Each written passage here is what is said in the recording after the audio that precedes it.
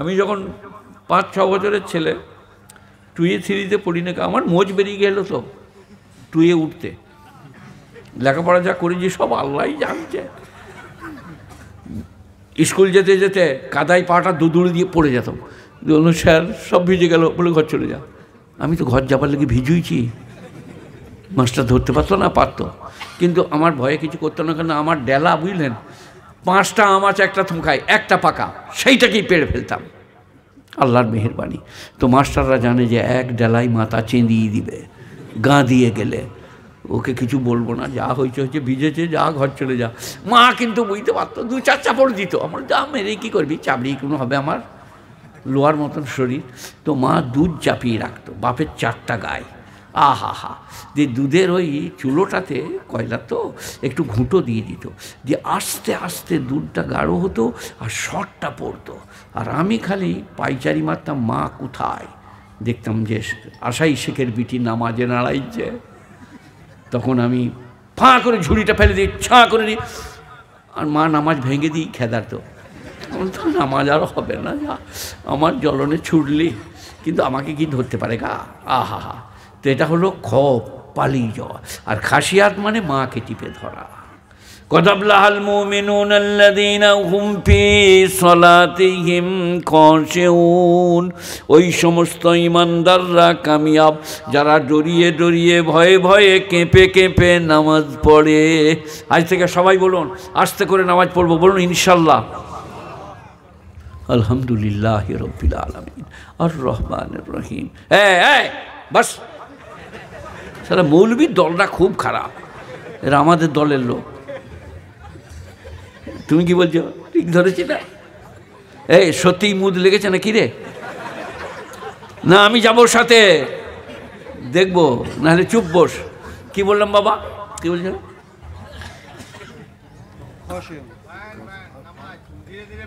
ধীরে ধীরে। আল্লাহু আকবার। আলহামদুলিল্লাহি রাব্বিল আলামিন আর রহমানির রহিম মালিক ইয়াউমিদ্দিন। 5 মিনিটে পড়ছেন, 7 মিনিটে পড়ুন, দিয়ে বলুন আল্লাহ কোথা যাব, কাকে বলবো, তুমি ছাড়া যে কেউ নাই। চোখের পানি ফেলুন, কসম খুদার বলছি আপনার দোয়া কবুল করা হবে। কিন্তু আপনার নামাজ আন্ডার পেনার নুঙ্গি, মসজিদে ঢোকে নাই, বার থেকে ফাঁক ছাঁ চোখ হচ্ছে, দে বাদ দে। বলে কী করে নামাজ পড়লে গো? বলে খেপি, আমি লোকের মতন ভেতরে ঢুকেছি নাকি, বার থেকেই মেরে দিয়েছি। কি পাবেন আপনি বলো? সকলের নামাজ হয়ে গেলে, ইমামের দোয়া হয়ে গেলে, আপনি মসজিদের কিনারায় বসে বলুন আল্লাহ কোথা যাব, কাকে বলবো। আল্লাহ স্ত্রী অসুস্থ, আরোগ্য দান করো, আল্লাহ রুজির কোনো বন্দোবস্ত করো।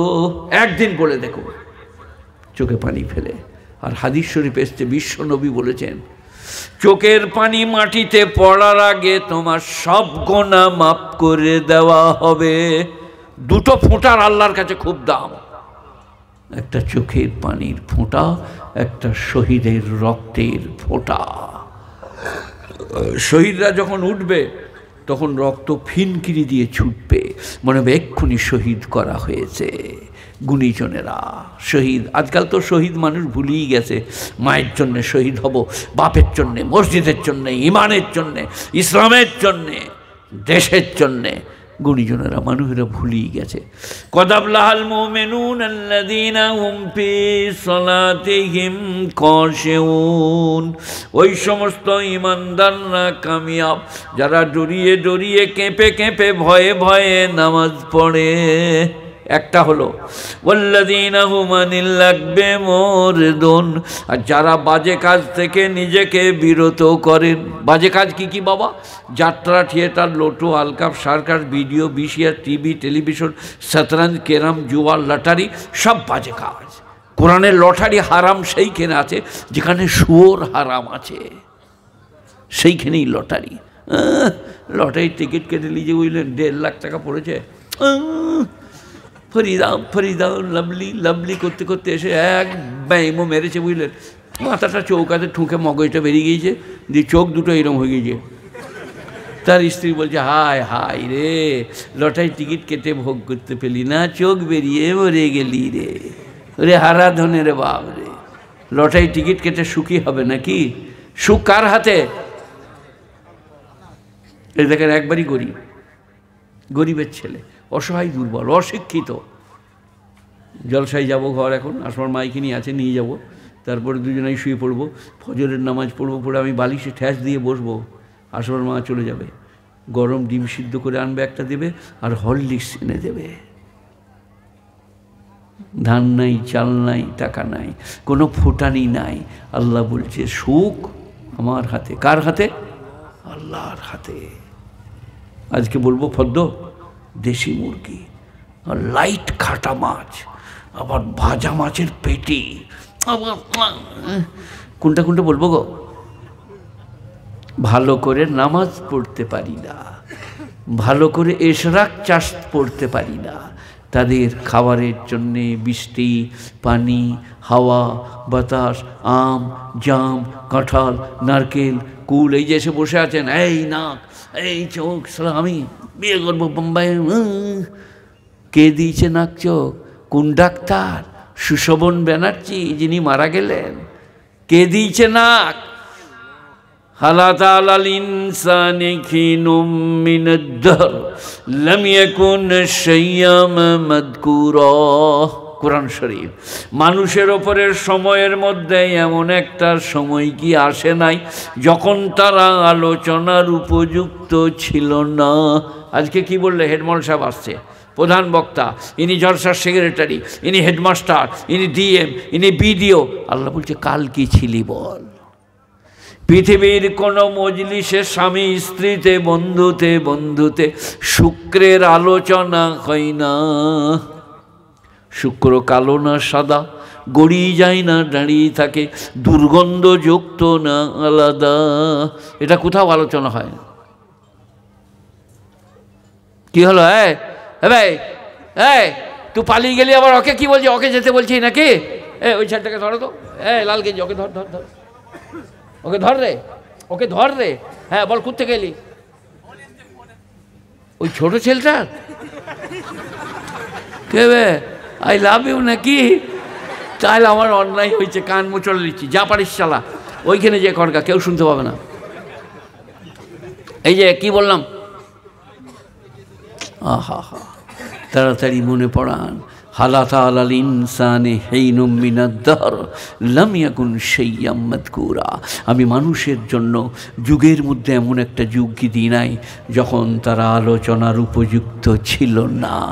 তারপরে কি হলো? কোরআন শরীফ, ওয়াস-সামাই ওয়াত-তারিক ওয়ামা আদরাকা মাত-তারিকুন নাদমুস সাকিব ইন কুল্লু নাফসিন লাম্মা আলাইহা হাফিজ ফালিয়ানজুরিল ইনসানু মিম্মা খুলিকা খুলিকা মিম্মা ইনদাফিকি ইয়াখরুজু মিন বাইনিস সুলবি ওয়াত-তারাইব। মানুষ বাপের পৃষ্ঠদেশে, মায়ের বক্ষ দেশে শুক্ররূপে ছিল, উচ্ছেচ পানি দ্বারা মানুষকে সৃজন করেছি, গোলাপে নয়, মধুতে নয়, উত্থিত পানি, নাপাক।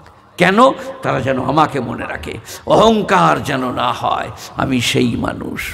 আহা হা, আল্লাহ বলছেন ফি আইয়ি সূরাতিম মা শাআ রাক্কাবাক। আমি যে রূপে চেয়েছি সেই রূপে মানুষকে গড়েছি। সেই ট্যাবলেটটার নাম বলুন, যে ট্যাবলেট খেয়ে আপনার নাক হয়েছে।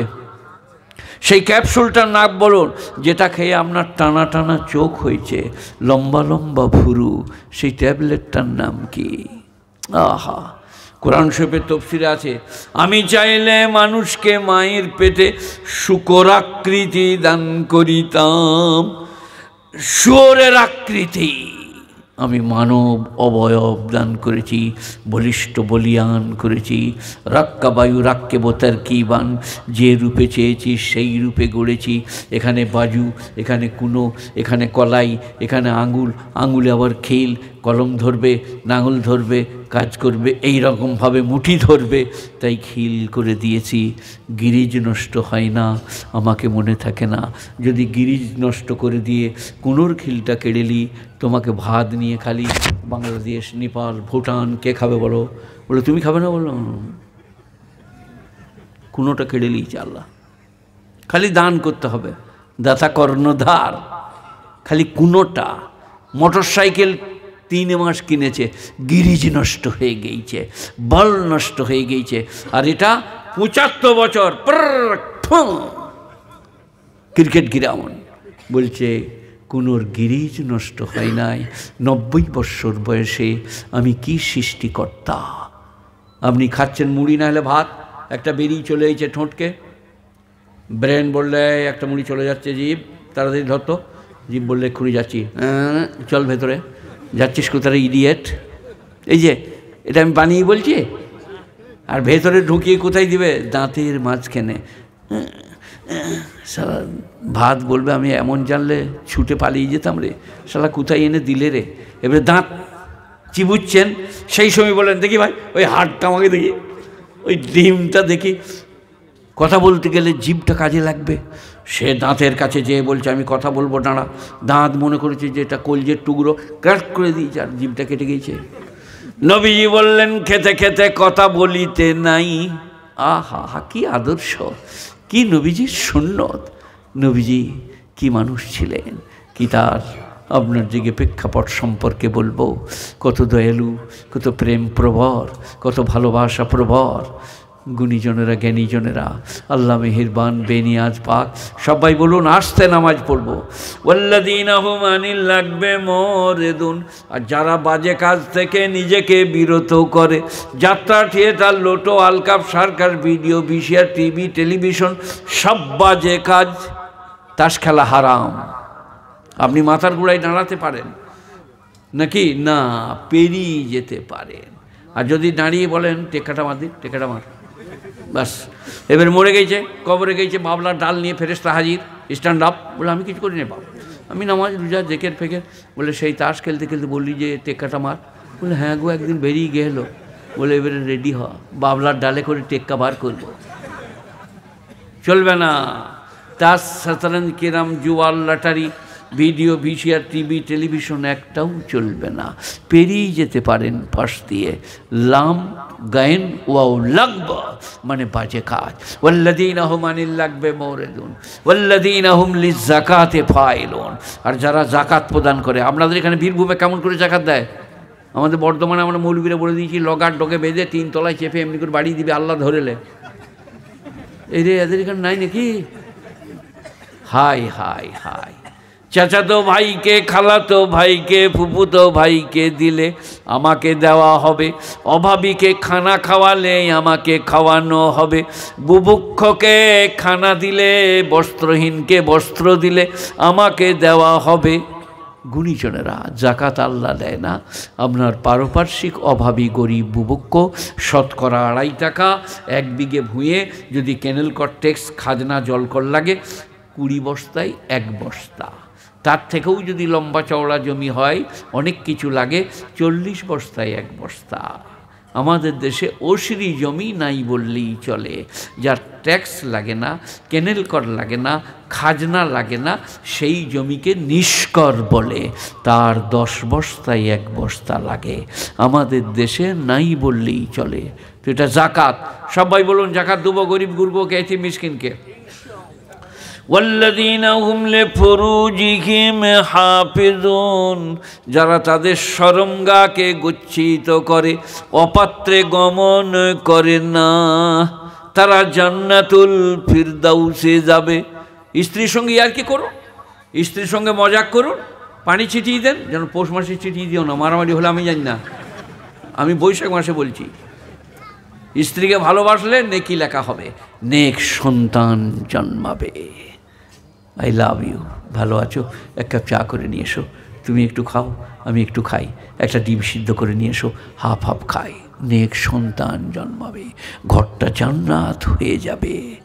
আমাদের মেয়েরা সাজে না তা লয়, চিক পিক পাক পুক, গাল পালিশ, ঠোঁট পালিশ, লাক পালিশ দিয়ে কোথায় ঘুরে বেড়াচ্ছে? বোলপুরের মেলায়। ফেরেশতারা বললে ধর ধর, লেগে লেখে, ওর নামটা লিখে রাখ। তারপরে চলে গিয়েছে খালা। ফেরেশতারা কবরে বললে স্ট্যান্ড আপ, দাঁড়াও। বলে আমি কিছু করি না বাপ, আমি নামাজ রোজা স্বামী ভক্তি। বলে গাল পালিশ, ঠোঁট পালিশ লাগিয়ে কোথায় গেলি? বলে হ্যাঁ একদিন হয়ে গেল গো, বোলপুর মেলা গেলাম। বলে এবার রেডি হওয়া, গাল চেঁচে দেবো এবারে, ফাবড়া করে গাঁইতি করে চলবে না। স্বামীর জন্যে গাল পালিশ, ঠোঁট পালিশ, নখ পালিশ, চুল পালিশ, স্বামীর জন্য নেকি লেখা হবে।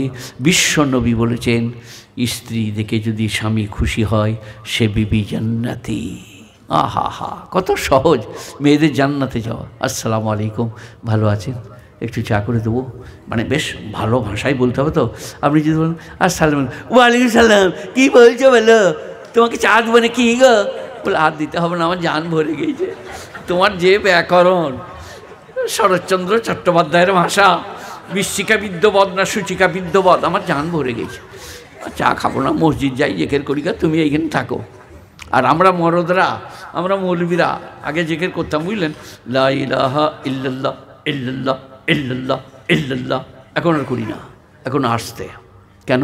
মেয়েরা মসজিদ তালা দিয়ে যদি পেরিয়ে যায় বা শুনতে পায় তো বলছে, হ্যালো, হেড মৌলবীর মাথা খারাপ হয়ে গেছিল। আমি নিজে কানে শুনে এলাম, ইল ইল ইল করছে, আমার নাম খ্যাপা। আর গাঁয়ের ছেলেরা যখন বলছে, পিয়ার কিয়া তো ডর না কিয়া, होते होते हो गया, हम तुम्हें कमरे में बंद हो गया, বলে ছেলেটার কি গলালো, সারাদিন গান করে তা গলা ভাঙে না, ওকে খ্যাপা বলছে না। আমি দুবার জেকের করেছি, আমি খ্যাপা। মেয়েদের বিবেচনা বড় সুন্দর। সে আমাদের পাড়ায় একটা মেয়ে ছিল, বুঝলেন, আহা হা, আল্লাহ জান্নাতি করুক। তার বিটি একদিন চিংড়ি মাছ রান্না খেয়ে নিয়েছে, বুঝলেন, ওইটা ভাত খাবো বলে রেখেছিল, বাসি ভাত দিয়ে। সে তার বিটিকে বলছে, তুই যার কপালে পড়বি সে মায়ের কোল খালি করে যাক, তুই যার কপালে পড়বি কলেরায় মরে যাক। নিজের বিটিকে কিছু বলে নাই, তার লেগে যার বিয়ে হবে তাকে গাল দিচ্ছে। তুই যার কপালে পড়বি মায়ের কোল খালি করে যাক, তুই যার কপালে পড়বি কলেরায় মরে যাক। হায় রে, গালের মানে আর কি ভিত্তি কি বলো মেয়েদের।